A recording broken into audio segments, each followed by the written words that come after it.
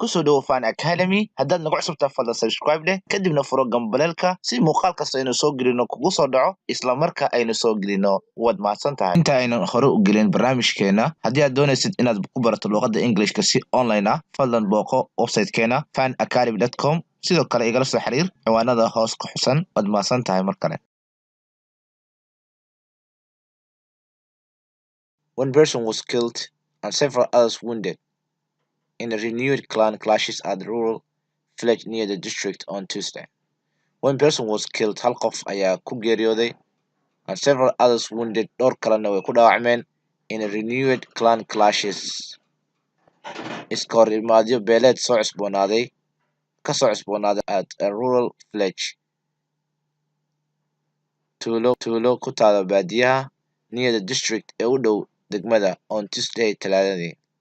The tribal fighting broke out. Dagaal beeleedkan wuxuu qarxay after the two rival clans disputed. Kadib beelahan loolama markay ku murmeen over farming lands dhul beereed in ku yaalo the village tuulada, which taasoo falls under the district hoos timaado degmada, according to sida ay sheegeen residents dadka deegaanka ah. Local elders are on mission.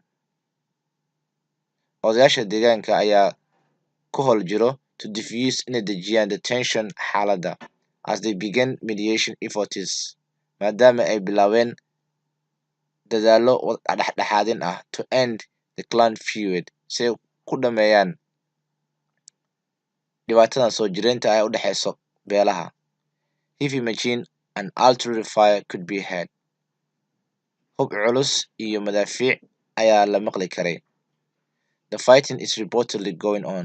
Dagaalka waxaa lagu soo waramayaa inuu socdo in the outskirts ka socdo banaanka of the district ee degmada. With reports that residents wararka waxaa raacsan in that residents dadka deegaanka in ku sugan the battle zone soonaha ama aagga dagaalka are in fear inay ku jiraan cabsi and could make displacement ee suurtagal tahay inay barakacaan shortly dhowaan. Iminkana waxaynu baranaynaa ereyada muhiimka ah ee ku jiro casharka. Clan clashes waa iska hor imaadyo beeleed. Clan clashes. District waa degmo. District degmo. Several others dhowr kale. Renewed soo cusboonaada we. Rural village waa tuulo ku taalo dhanka baadiyaha. Tribal fighting dagaal beeleed. Ereyga broke out wuxuu ka yimaaday break out ficilka ah hadda waa asagoo baasti ah waxaa waaye ka qarxay ama qarxay. Rival clans waxa waaye beelo dagaalamo ee loolama mar walba.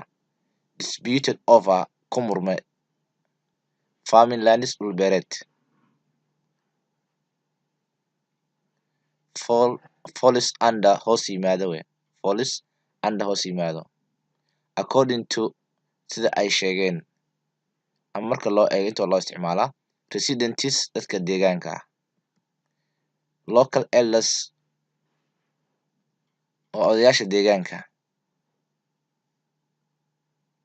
Diffuse waxa weeyaan xaalad adkeed ama halis ahayd in la dhimo ama la yareeyo. Tension waa xaalad.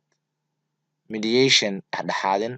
Effortna waa dadaal. Marka mediation efforts dadaallo dhexdhexaadin ah. Feud waxa weeyaan dhibaato soo jireen ah. Fighting dagaal. Going on socda.